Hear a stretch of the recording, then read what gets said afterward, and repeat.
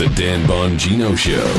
Get ready to hear the truth about America with your host, Dan Bongino. All right, welcome to the Dan Bongino Show. Producer Joe, how are you today? I'm just getting warmed up. Nice. You sounded suspiciously like Al Pacino there. Yes, That's crazy. I did. Man, you really do some great fun. Now, I know you do voices. I remember hearing you at WCBM. Yes, I do.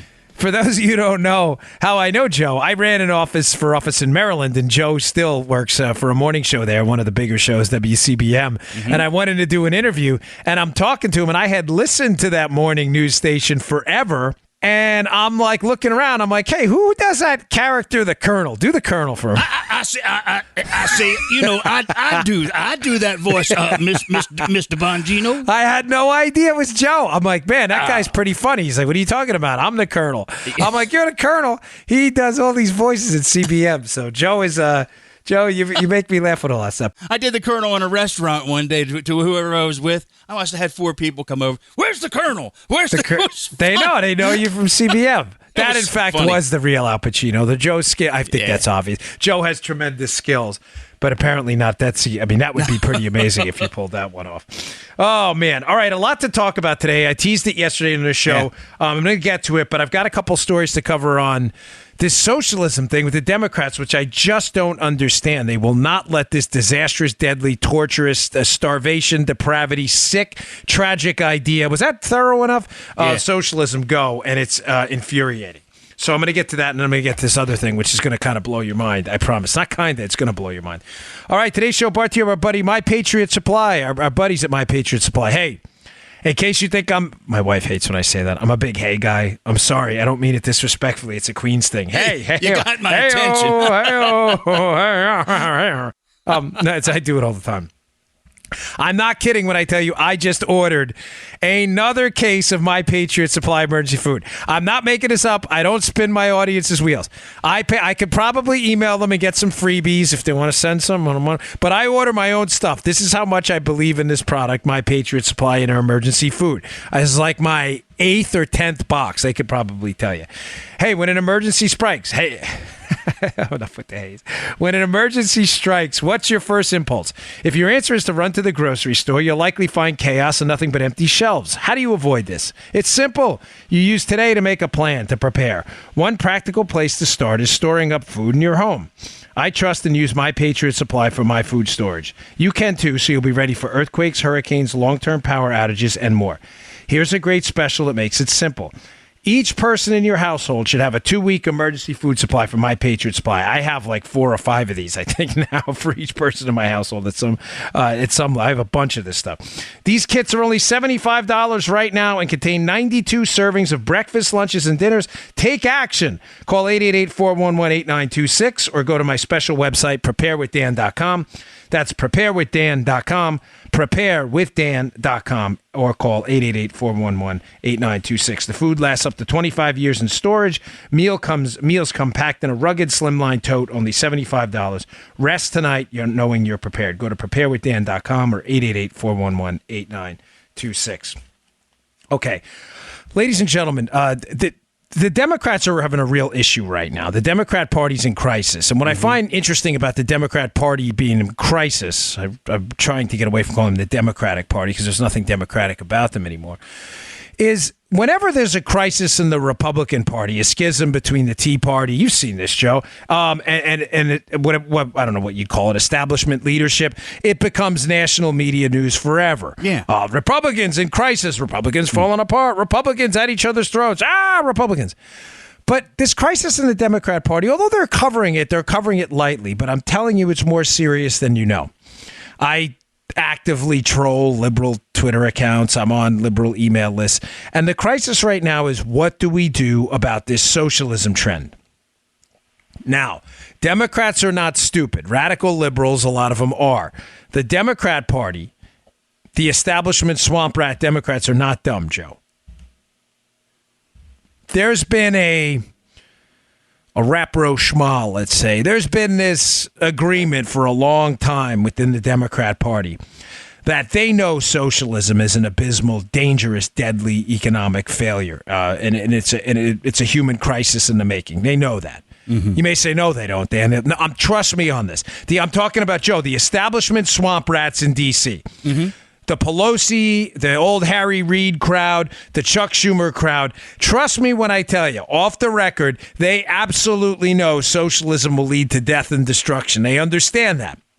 So their goal is what Kevin Williamson, a guy who doesn't really like me very much, but you know what, whatevs. He wrote a decent book not that long ago. What was it, like The Idiot's Guide to Socialism or something, where he talks about how this agreement, this kind of this peace deal they made with the Socialist Show and the Democrat Party has been, all right, we'll accept the socialists, we'll accept big government, but we won't accept socialism. In other words, we'll let capitalism exist.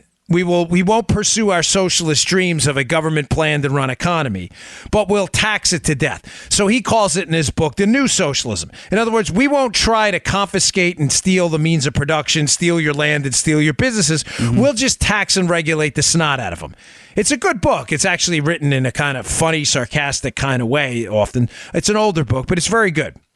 Meanwhile, keep in mind, this guy does nothing but take shots at me on Twitter and I promote his book. But it's a good book, and I'm trying not to make things personal. No, I'm serious. He's like the guy, whenever he gets an opportunity, I think I blocked him because I got tired of him. But the book is very good. And he talks about this new form of socialism. And the best way to explain it, Joe, if this doesn't make sense, please let me know. Old school socialism is obvious. The government comes in, controls the means of production, takes your farm, takes your land, and runs it. Okay. What you're seeing right now in South Africa, where the government has now, and I have an article in the show notes today about this, the government has now started confiscating farms of white landowners for redistribution. That would be old school socialism, right? New school socialism is we don't have to confiscate your business or your farm.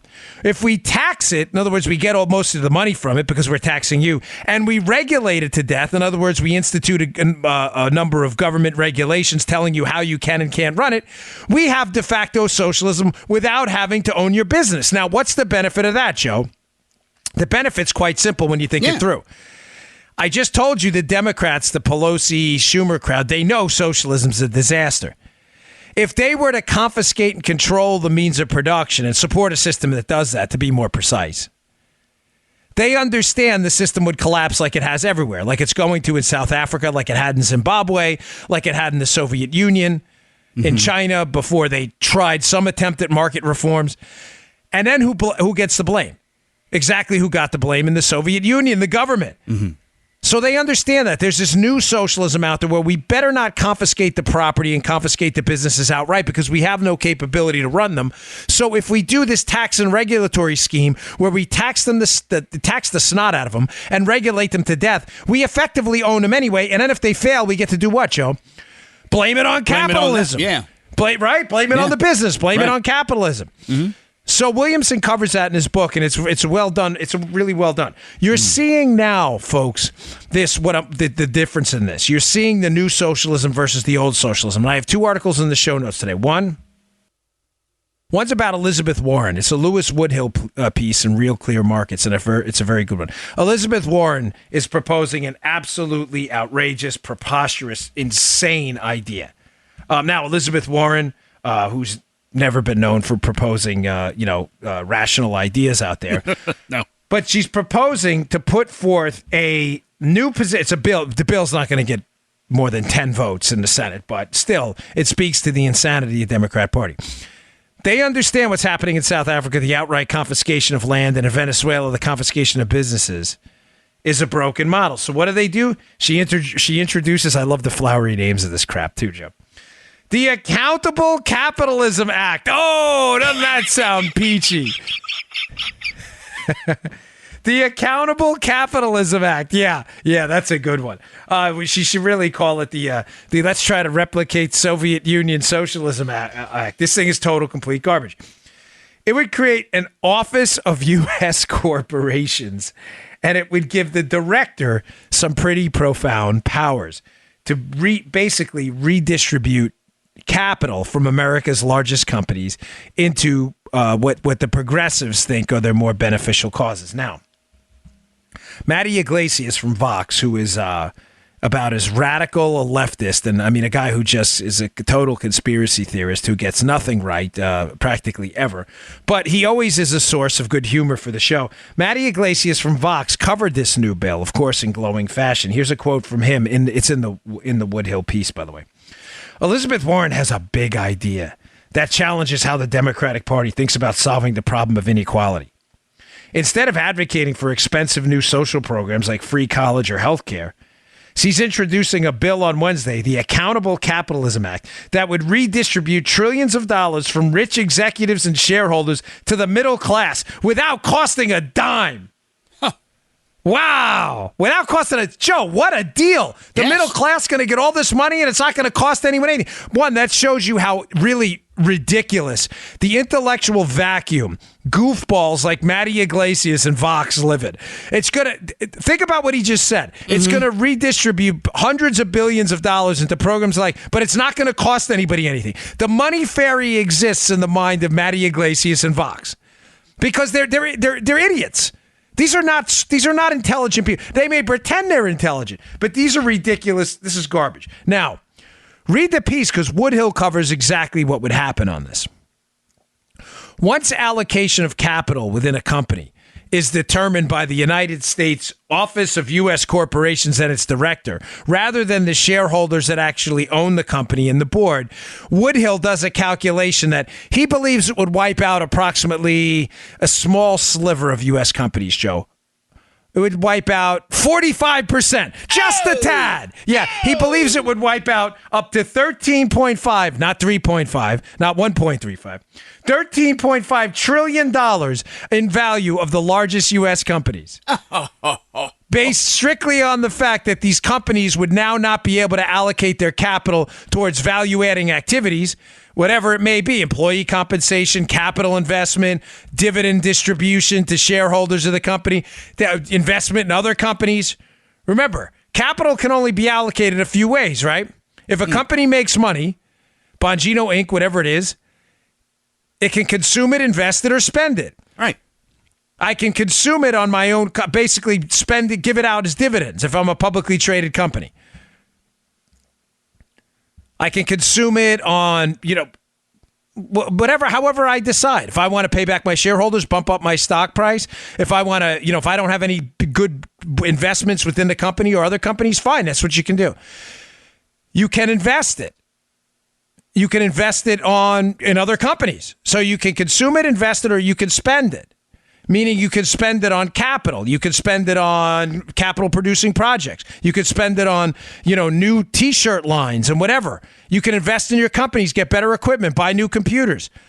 But the money doesn't disappear. And although Matty Iglesias, who is really a conspiracy theorist loon at this point, Matty Iglesias, although he believes that you can fabricate money out of thin air to give out, that's not what happens.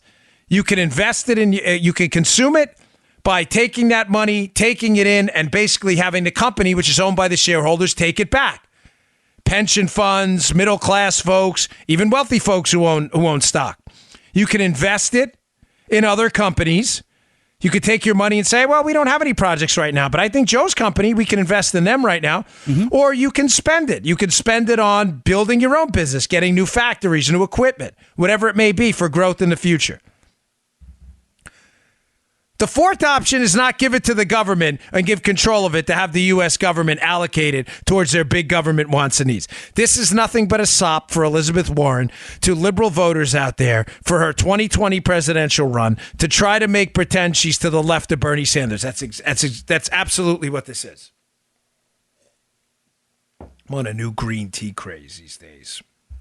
I believe I don't know what it is, but I feel every time I drink green tea, I feel really good. So. But do you understand how this is the new socialism in Williamson's book? This is what he's talking about, Joe. Mm-hmm. You don't have to be Maduro or Chavez's Venezuela, where you confiscate the business. If you tax and regulate it to death, and you institute, Joe, the Office of U.S. Corporations and a director to make capital allocation decisions, who's better than you? You're a liberal Democrat. You effectively run the company anyway by taxing and regulating it to death. through your Office of U.S. Corporations. But when the company fails, which they will inevitably do, what do? You do what Maduro, Chavez, and every other tyrannical, murdering, communist, socialist, tyrant thug has ever done. You blame what? The speculators and the capitalists after you destroy the economy. It is not my fault. That's what they do every time. That's what they do every time, Comrade Joe. Every single time. Now, what's Venezuela doing right now? Venezuela is in the process right now because of out of control inflation. Let me flip the page because I was going to cover this yesterday, but I got so involved in that story. Sometimes I miss out. Venezuela, Joe, is chopping 5 zeros off of its currency. They're going to institute a new sovereign bolivar because inflation in Venezuela, it's up a little bit, Joe. It's up 61,463%. Just a tad, Joe. Just a drop in the bucket. Brutal. So, Venezuela, because they have enacted socialist policies. Now, remember with socialism, what Venezuela did was a hard socialism, not the new socialism Williamson refers to, where you don't confiscate the company, you just tax and regulate it to death, like Warren's proposing, right?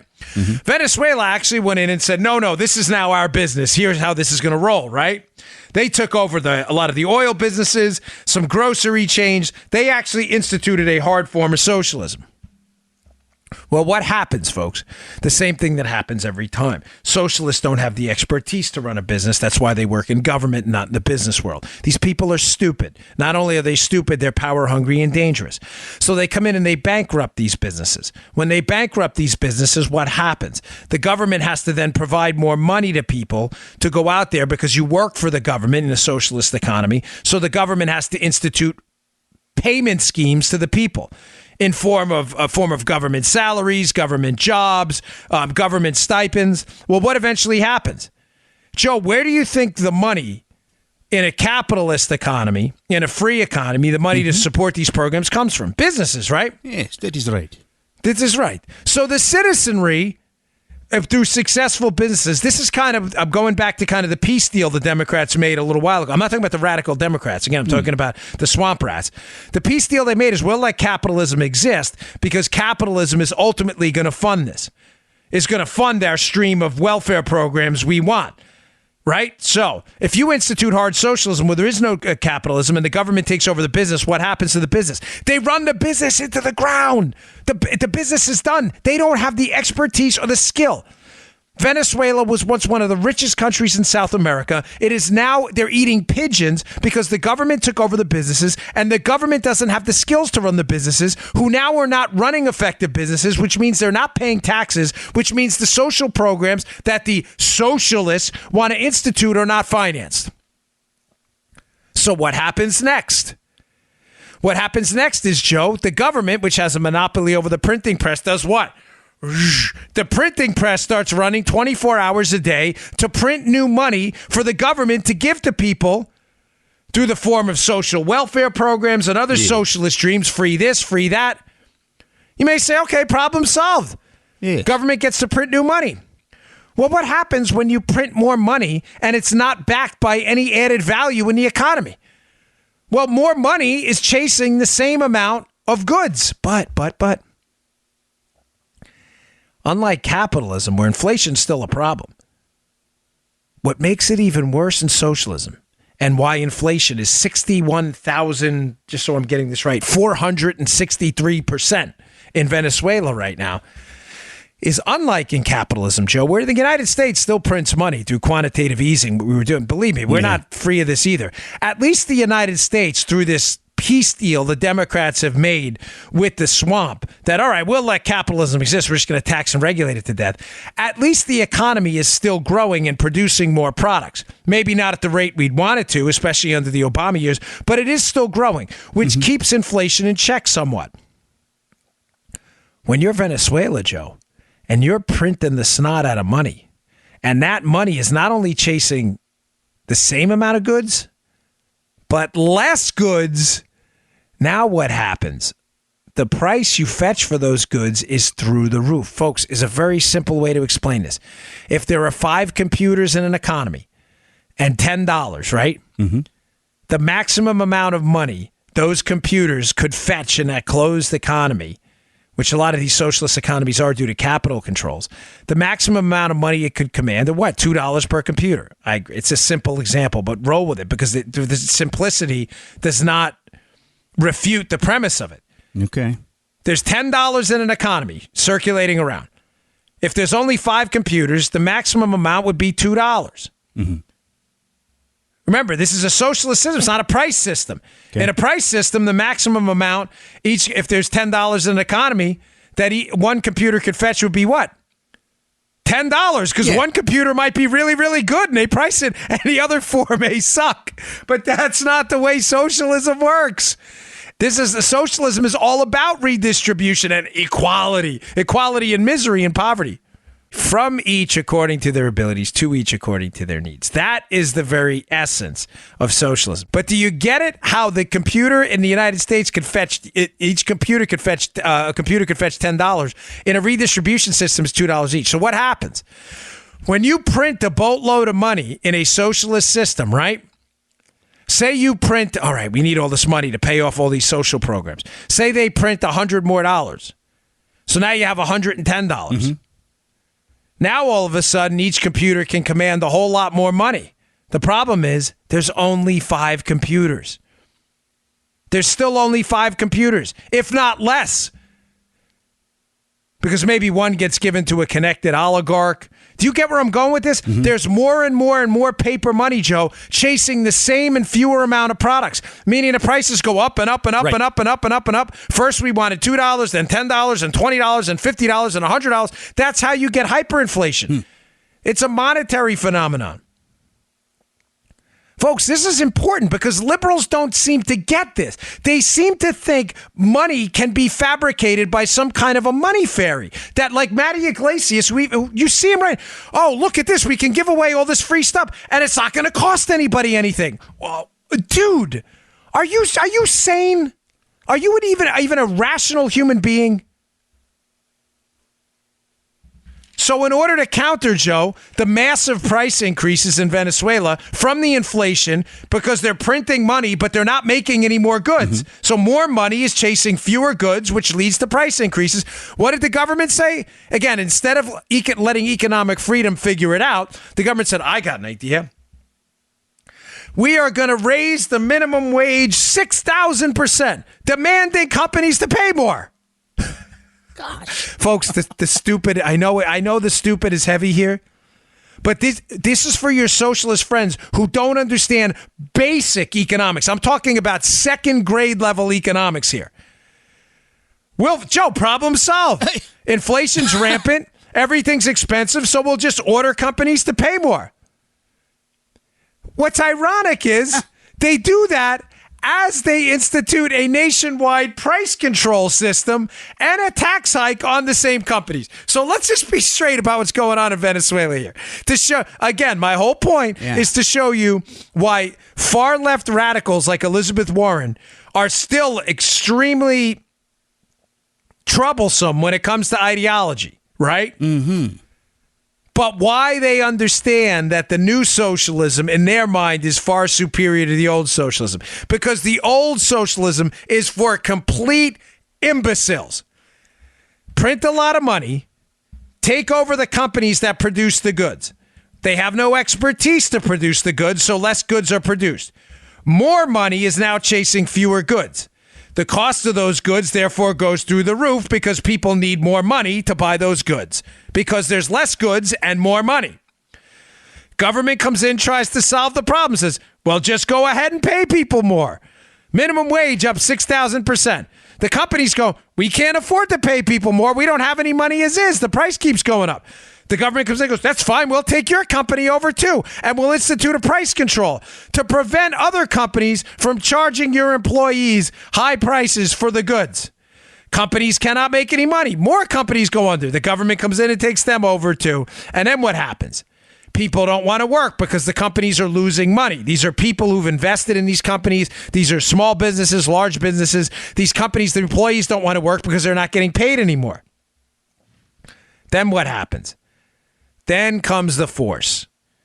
Why socialism always leads to brutal violence, political jailing, speech suppression, and the violation of big R rights and freedom is because the end road of socialism is always, now you will be forced to work.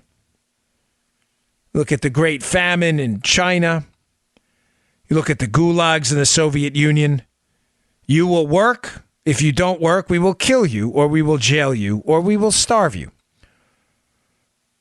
One of the great ironies of the Chinese famine is one of Mao and their lieutenants, their sayings was, he who doesn't work doesn't eat. That's kind of interesting, isn't it, Joe? Because it's the socialists who believe they're being benevolent to the poor and starving, when the motto and credo of socialism is we will starve you to death if you don't work for us. You don't find any irony in that at all? I mean, folks, look what the South Africa story. There's South Africa right now. They are confiscating land from white landowners, and even employees of the landowners who happen to be black are saying, this is a really bad idea, because now people are rushing to sell their land in South Africa, Joe, doing what? Trying to get out before the value of their land collapses. Because why? Because the government confiscates it, and now nobody even wants their land. So the entire value of these lands and farms in South Africa overnight was almost wiped out. Ladies and gentlemen, this is what socialism is. Are you confused about this? Incredible. Okay, I want to get to that story because it's really terrific, and I've got some other stuff I want to get to at the end. So don't go anywhere. Today's show also brought to you by, I saw a really cool ad for them in Manhattan. Paul is like, hey, they're one of your sponsors. Indochino. Hey, listen, have you tried to buy, suits sometimes off the rack? Yeah. If you're like me, and Joe's a pretty big guy too, and you work out, we do, it's tough. They don't make suits for guys, like us. And I'm not talking about like super jacked, buffed guys. I mean, I'm not like a professional bodybuilder or anything. I mean, they make them for a pretty standard guy. Well, most of us aren't standard, and the stuff looks like crap. So it's off the rack stuff is no good. These generic off the racks, no good. NG. Don't do it. Don't do it to yourself. Look sharp. Indochino is what I use. I have to use it because my measurements are a little off. My shoulders are a little broader than my waist, and suits look ridiculous when I buy them off the rack. Not with Indochino. You will look tight. Tight, baby. Bring it together. Everybody looks better in a sharp suit. I could never stand when I was working in my prior line of work and guys would show up in the advance looking sloppy. I'm sorry. I'd be like, guys, you got to get it together. We're representing the United States on foreign soil. Get it together. Tighten it up. Tighten it up. Indochino is the world's largest made-to-measure menswear company. It has been featured in major publications, including GQ, Forbes, and Fast Company. It's because you'll never look better than in their suits. Never. You will not. It's not even possible. They make suits and shirts made to your exact measurements for a great fit. Guys love the wide selection of high-quality fabrics and the option to personalize all the details, including your lapel, lining, and monogram. Little monogram on the sleeve. You like that? Little DJB? What's your middle initial, Joe? M. Little JMA? Yeah, baby. Ow. Or a little JBD? Joey Bag of Donuts? Oh. Maybe that. What do you think of those melons, huh? Here's how it works. Can't get any easier. Visit a showroom or shop online at Indochino.com. That's Indochino.com. Pick your fabric, choose your customization, submit your measurements, wait for your custom suit to arrive in just a few weeks. That's it. That's it. Simple as that. You like that? You should like it. Because Indochino's the best out there. There's nothing like it. You ever see me on TV looking sharp? Indochino, babe. Indochino.com. Indochino.com. Hey, got a deal for you. This week, my listeners can get any premium Indochino suit for just $379. Come on, where are you going to beat that? Go to Indochino.com and enter Bongino at checkout. Bongino, promo code Bongino at checkout. That's 50% off. 50 off the regular price for a made-to-measure premium suit. You'll never look better. Plus, shipping is free. Don't take chances with this off-the-rack stuff. Huge mistake. Go to Indochino.com. Use promo code Bongino. Any premium suit for just $379 and free shipping. That is an unbelievable deal for a suit that will fit you better than anything off the rack. Don't do it. Don't do it to yourself off the rack. Indochino.com. Dude, is that the funniest read ever? It's true, though. They're great. We were in Manhattan. My wife's like, oh, Indochino, check it out. Because they had a big sign up there. She's like, we love them. I said, I know. They're one of our sponsors. See me looking tight on TV? Got together? Tight? Yeah. Tight? Remember the Austin Powers movie? Tight. Tight. That's Indochino, babe. Go there. Don't buy this off the rack stuff. You look like a football player. What do you got, shoulder pads in there? You got 7-8 inch shoulder pads going on that suit? Get rid of that. You got to keep it tight.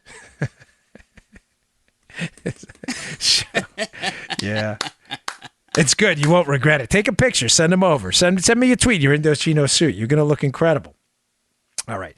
So, on a serious note, because you know me, I can always shows quickly go off the rails with me, but that's the best part about it. I have a lot of fun. It's everything to me, folks. So yesterday I kind of hinted at this, how there was a big Jeff Carlson with the Markets Work and Epic Times, who writes some really great stuff. I have another great piece from him in the show notes today, by the way, and an epic piece that I put together with Matt Palumbo, one of my writers, at Bongino.com. It'll be in the show notes. It's called All Roads Lead to Hillary Clinton. It is basically a brief synopsis of what you will find in my new book, Spygate, which is available for pre-order on Amazon. I said to Matt, we got to put together a 700 words or less piece that describes how just about everybody connected in the Spygate case is connected somehow to Hillary Clinton. And I thought, Joe, remember that game? What is it? 7 Degrees of Kevin Bacon? Mm-hmm. Any actors somehow connected to Kevin Bacon through 7 movies? I thought 7 Degrees of Hillary Clinton. Everyone in the Spygate case is somehow connected to Hillary. So Matt wrote a little synopsis piece, which is in the show notes today. Please read it. It's so good. It's also going to cover some of this stuff. There is a very, very suspicious piece of missing information in a Mueller charging document and some of the documents produced by the FBI regarding Papadopoulos. Why does this matter? Ladies and gents, what's been our operating premise here for the last few months? George Papadopoulos was set up. Low-level guy in the Trump campaign, was considered an easy pickings for the Democrats who are looking to frame and set up the Trump team. Right. They target Papadopoulos. They send a bunch of spies at him. It is simply amazing how many people have contacted George Papadopoulos with suspicious foreign ties after he joined the Trump team. You would have to be an idiot to think this was all coincidental. Matter of fact, Chuck Ross at the Daily Caller, Joe, has another piece in the show notes today about an Israeli who approaches Papadopoulos. This is like guy number 7,422 who has approached Papadopoulos since he joined the Trump team to try to give him money or get him to do something. It's incredible. Papa D is a pretty popular dude, man. Papa Dizzle, popular Dizzle, man. This guy, everybody loves Papa Dizzle. Somehow it must have gotten out there in the Clinton sphere that this guy was going to be their target. Whether it was because he didn't have as much experience as some other foreign policy advisors in other campaigns, they needed to set up the Trump team, and Papa Dizzle's their guy. So,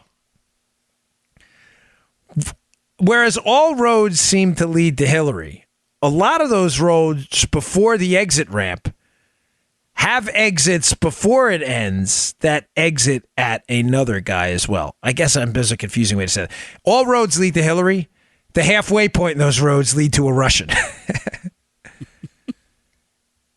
There's a Russian, Oleg Deripaska, I've been talking about on this show frequently, who has some just odd, straight up strange ties to this case. Now, of course, all are innocent until proven guilty, even if you're Russian. I'm just telling you what we know so far and why this is so interesting, let's say. All right. Let me go to this. Let's see. So I discussed yesterday how Papadopoulos and his arrest was suspicious, but here we go. In the Mueller version that describes what Papadopoulos did. I warned Joe before, by the way, folks, and I said to him, this is going to be confusing, so you need to be the audience ombudsman here. So Joe's going to speak up for you if I lose you for a minute. Okay. There was an FBI agent, last name Gibbs, that interviews Papadopoulos, okay? He has a version of his events that's been documented. There's also in charging documents Mueller's version of events. They are very similar. Carlson points this out in his piece, which I have in the show notes, okay? Mm-hmm. What's suspicious is where those two versions of the interviews with Papadopoulos deviate. We tracking? Mm-hmm. They're almost, let's say, 99% the same. Mm-hmm. But they differ in key moments. Here's one of them. This is from the FBI's version. On or about July 22nd, 2016, Papadopoulos messaged Foreign Contact 2 on Facebook to ask whether Foreign Contact 2 knew a particular individual with extensive ties to a Russian-based business and to Russian-based businesses and persons. Papadopoulos asked Foreign Contact 2 if you know any background of him that is noteworthy before I see him. Kindly send my way. So remember, the FBI is making a case that Papadopoulos is making suspicious contacts with Russian-connected people, right? Mm-hmm. This is the FBI agent's version. Okay. That Foreign Contact 2 is a guy by the last name of Timofeyev, who you've heard before, Ivan Timofeyev, who they allege in the Mueller document is connected to the Russian Ministry of Foreign Affairs. So to be clear, what I just read to you is the FBI agent's version of his interview summary with Papadopoulos, where he indicates that Papadopoulos reaches out to this guy, Timofeyev, who's connected to the Russians for information on another guy with, quote, extensive ties to Russian-based businesses and persons. Are we tracking? 10-4. Papa D reaches out to Timofeyev, asking about information on another guy who the FBI alleges is connected to Russians. Let's take a step back for a minute. Who introduces Papa Dizzle to this guy Timofeyev, who's supposed to be connected to the Russians? He's Foreign Contact too. Oh, Mifsud. Oh, yes. Mifsud. Our buddy Mifsud, the Maltese professor. The Maltese professor no one's been able to find, who's interviewed by the FBI after they interview Papadopoulos in February. They interview Papadopoulos in January, Mifsud in February. Mifsud introduces him to this Russian guy connected to the MFA. Now, I've told you from the start, this starts the whole thing. Forgive me for continuing to mention this. My sincere apologies. But if you don't understand this, you don't understand the setup this whole case is. The whole allegation of the Democrats is that this starts with Mifsud.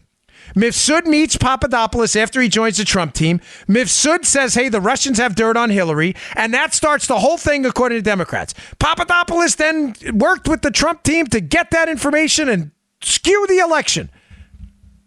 Ladies and gentlemen, Mifsud's connections are not to the Russians. They're to Western intelligence assets.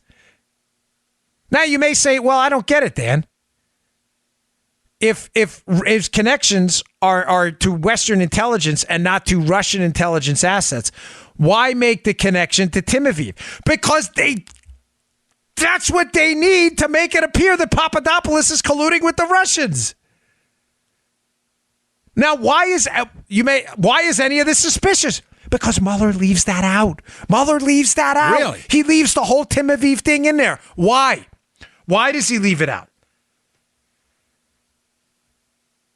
So just to be clear, April 2016, Mifsud does an email intro from Papadopoulos and Timofeyev. July 22nd, Papa D Facebook messages Timofeyev about another guy saying, hey, you have information on this guy? Let me know. Who's that other guy?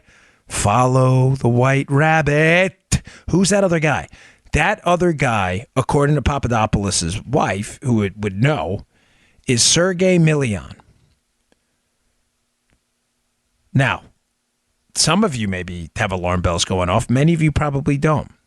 Why does that matter? Yeah. Sergei Milian, according to multiple sources, is source D in the Steele dossier. In other words, Sergei Milian, according to reporting that's already out there in public, Sergei Milian is already working with Christopher Steele on the dossier. So let's just follow that white rabbit again. Mifsud, the Mifsud Papadopoulos intro, right? They meet each other. The Democrats allege Mifsud's a Russian. Their story is seemingly buttressed by the fact that Mifsud introduces Papadopoulos to a guy named Timofeyev.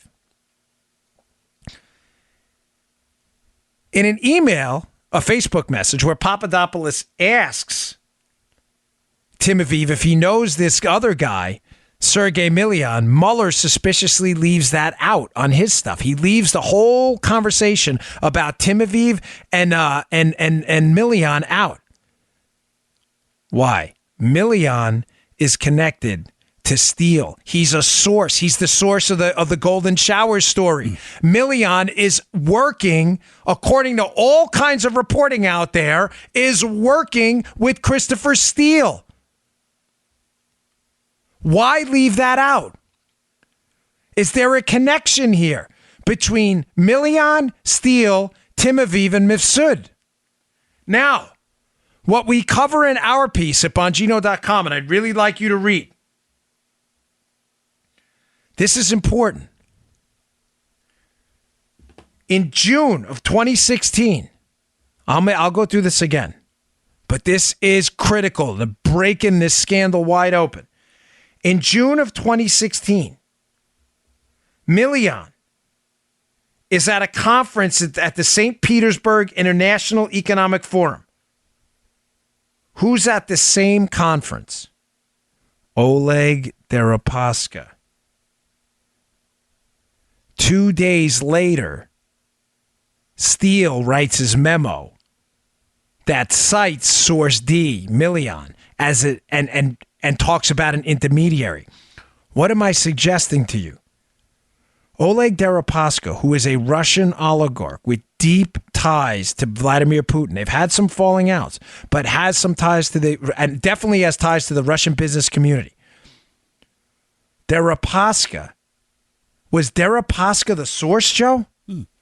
Was Deripaska the source of this information passed through Milian at this economic conference at St. Petersburg, the St. Petersburg International Economic Forum?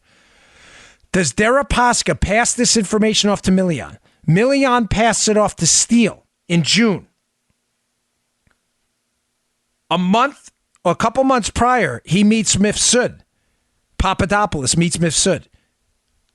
Mifsud does the intro to Timofeyev. For some reason, Papadopoulos is asking Timofeyev about Milian, who is the source for Steele, who may have gotten the information from Deripaska.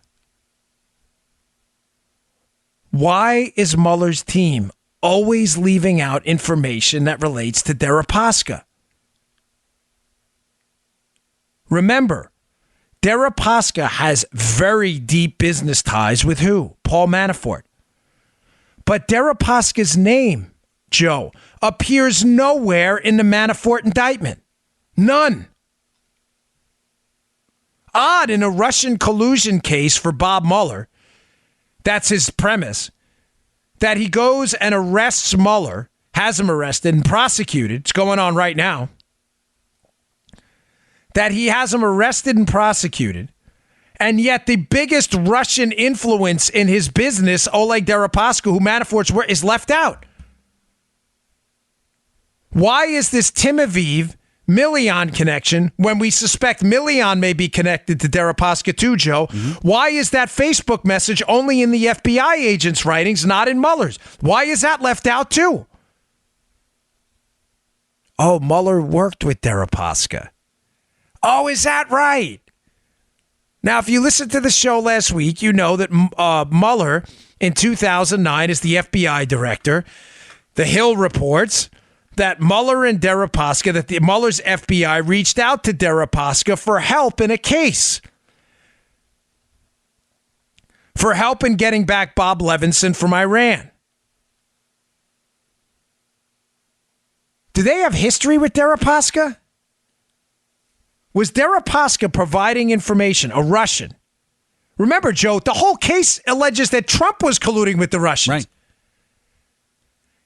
Is this really a case of Russian benighted business classes, oligarchs, dealing information through Fusion GPS into the U.S. justice system on behalf of political operatives who hate Donald Trump to get Donald Trump prosecuted? Folks, do you understand how from day one we've been on this? What have I told you from day one?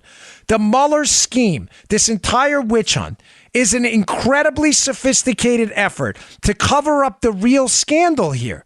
That Russian collusion is real between our government that was weaponized under the Obama administration through the help of Fusion GPS and the Clinton team to work with Russian sources to gather information on Trump to take him down. Why else would any connection to Deripaska constantly be scrubbed in this case? Now, adding to the intrigue here, folks, remember, Deripaska is a very, very wealthy Russian with very deep ties to Russian leadership. Deripaska has a lobbyist working for him and representing him in the United States. Deripaska is desperate to stay off the Magnitsky list. The Magnitsky list is a list of Russian officials that, according to the Magnitsky Act, who are sanctioned from entering the United States and from conducting specific transactions.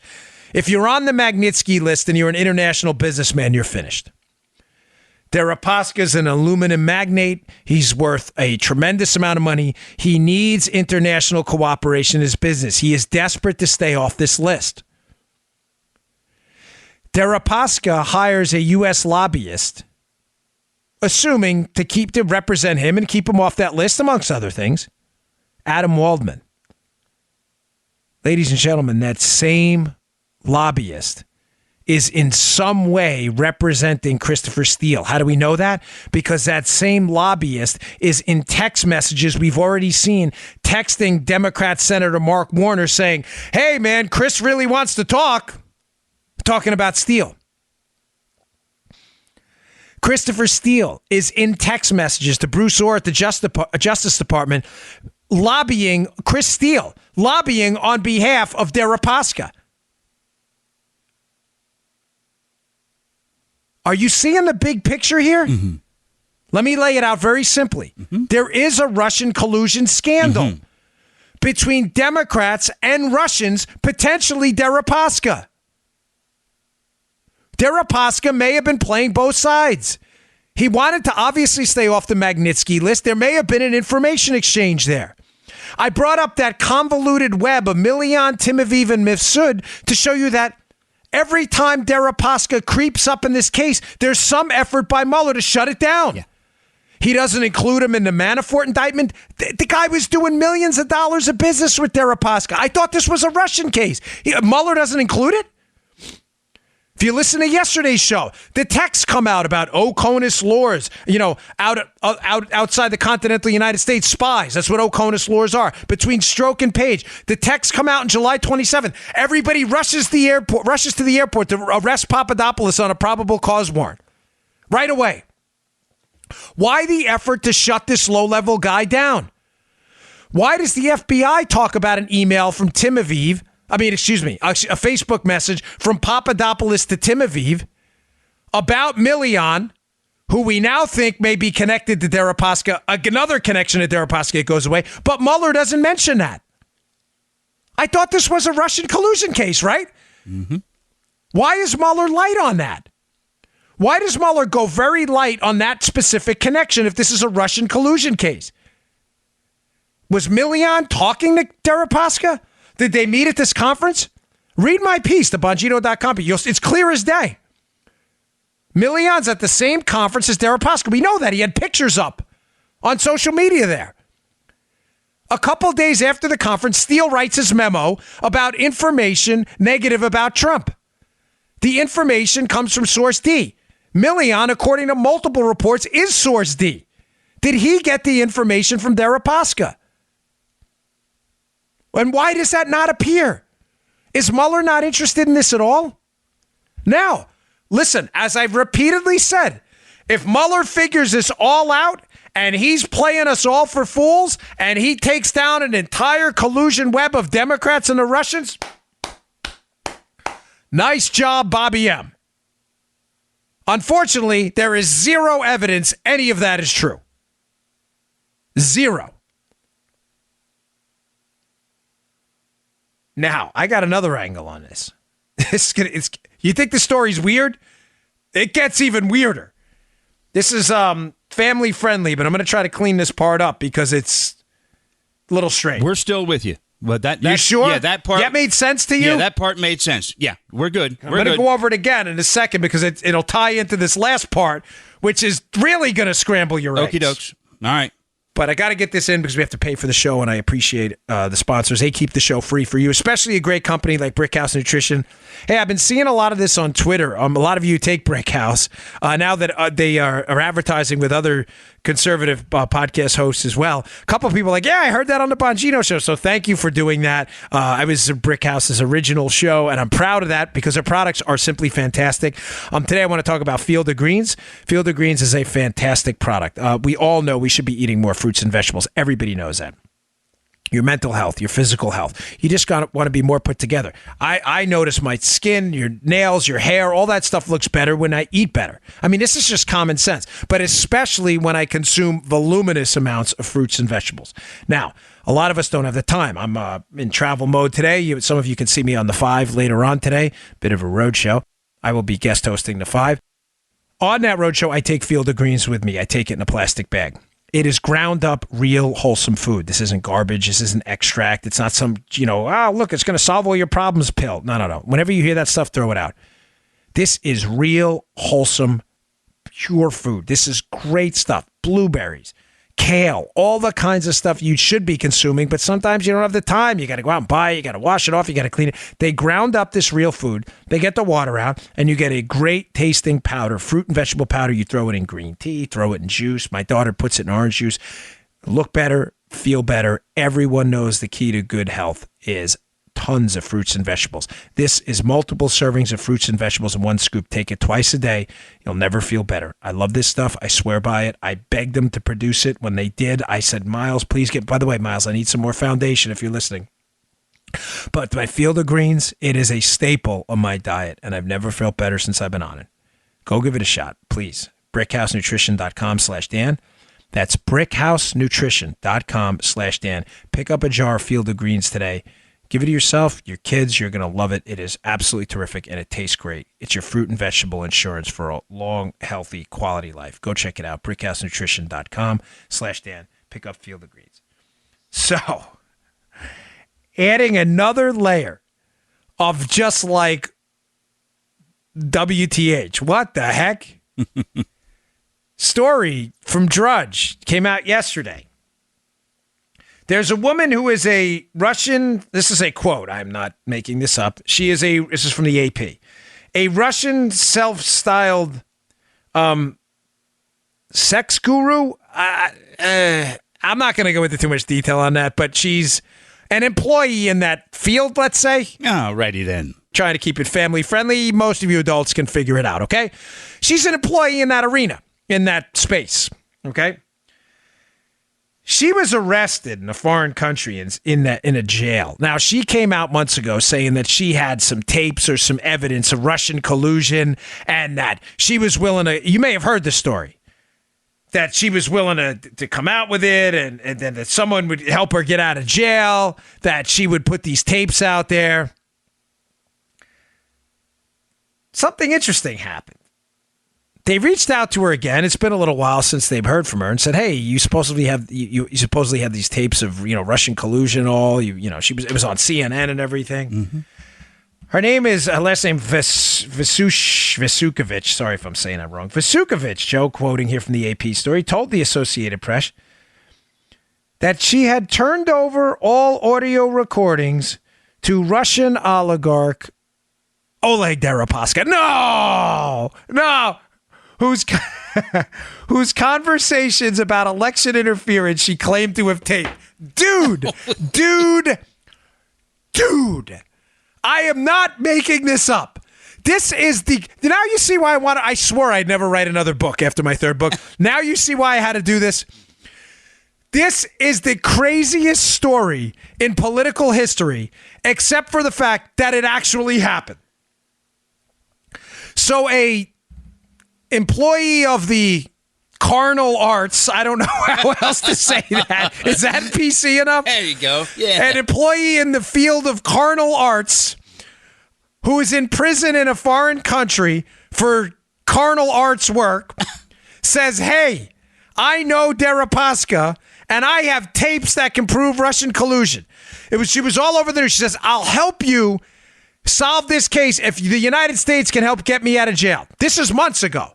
She now creeps back onto the scene because the AP does a story where they reach back out to Miss Vasukovich and they say, hey, what's the update on it? She goes, oh, no, I don't have those tapes anymore.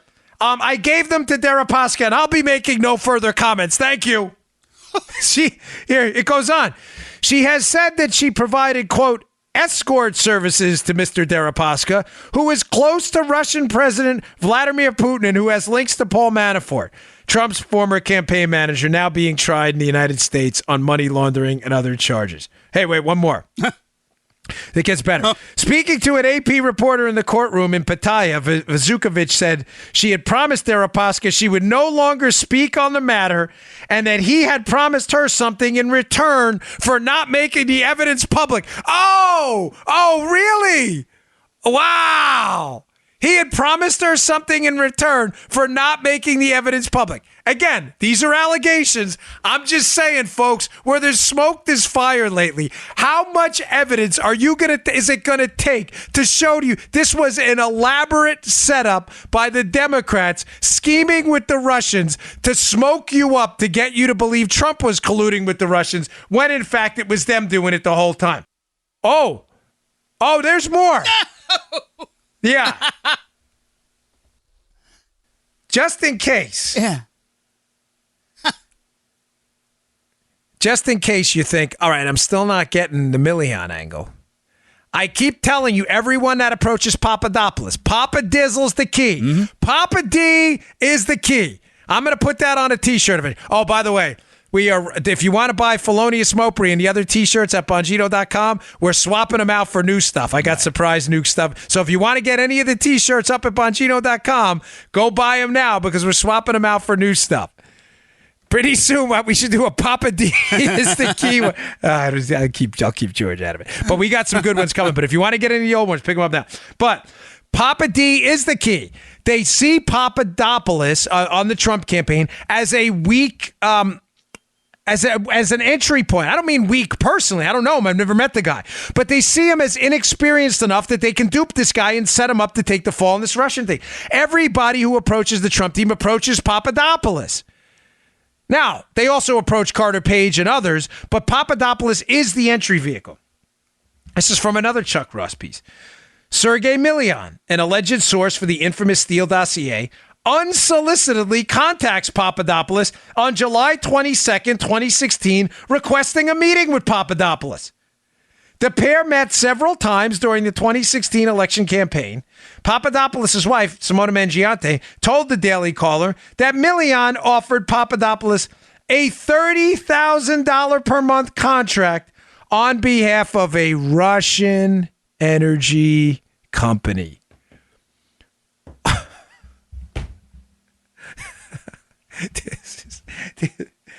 July 22nd. That date sound familiar?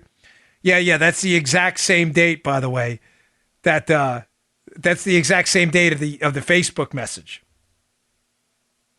On or about July 22nd, 2016, Papadopoulos messaged foreign contact to Timoviv on Facebook asking about Milian. You see the scam? Milian reaches out to Papadopoulos. At some point, he offers him, according to these allegations, $30,000 a month. Milian, a month earlier, is at a conference with Oleg Deripaska, connected to Putin, the Kremlin, the entire Russian business structure. Deripaska needs favors from the United States government to stay off the Magnitsky list. Deripaska shows up at this conference with Sergei Milian in June. Milian is then alleged to have talked to Christopher Steele. He's his source D. After he's with Deripaska at this conference. Steele, 2 days after the conference, writes a memo, including Milian's allegations about the golden shower and all this crazy stuff about Trump. He's there with Deripaska. A month earlier, Papadopoulos meets up with Mifsud, Mifsud, alleged to be the founder of the feast. Mifsud connects him with Timofeev. Milian reaches out to Timofeev in July. Milian reaches out to Papadopoulos on July 22nd. The same day, Papadopoulos reaches out to Timofeev, asking about Milian, who's connected to Deripaska through this St. Petersburg International Economic Forum. Whew. Deripaska, according to a carnal arts worker in jail overseas, she has tapes of Deripaska and others, allegedly, speaking about the collusion angle. She now claims Deripaska and her have a little deal and that she won't be speaking on this anymore, and that basically Deripaska has the tapes. Folks, do you see the setup here? All the connections starting to play out. Mifsud connects him to Timofeev. Milian emails Papadopoulos about this business deal. Papadopoulos then emails to Timofeev, who's allegedly connected to the Russian MFA, who Mifsud connects him with, asking about Milian. Milian shows up at this conference a month earlier with Deripaska. Deripaska wants to stay off the sanctions list by the United States. Deripaska's worked with Mueller in the past. Mueller's team suspiciously leaves out these communications that involve Deripaska and out of the Manafort indictment. Mueller has a devastating conflict of interest here. They know Deripaska. Is this coming together for you? Yeah. Now that you're tying it all up in a nice little package here, yes. Think about what probably happened here. I'm going to email Papa D. I'm going to offer him this $30,000 a month job on behalf of a Russian. I just met a Russian a month ago at this economic conference. By the way, that same Russian told me about Trump's golden shower story. This information starts appearing in dossiers. All of a sudden, a guy hooks up with Papadopoulos. They're all coming and connecting with Papadopoulos. You see the scheme here. Throwing one final curveball at you.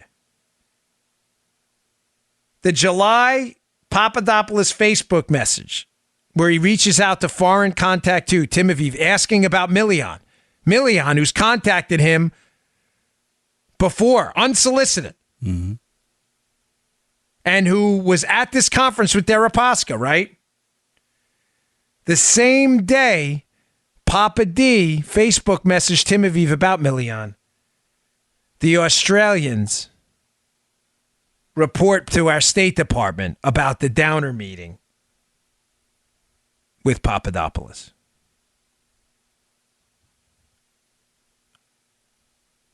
Ladies and gentlemen, I know this is a complicated case.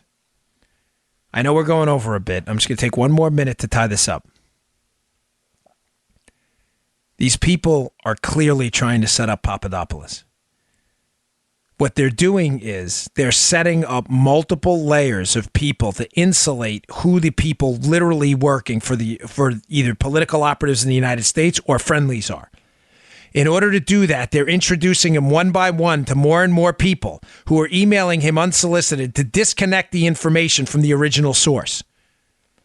They're trying to hide the fact that all roads lead back to Russian sources and Hillary Clinton's team that she brought on board.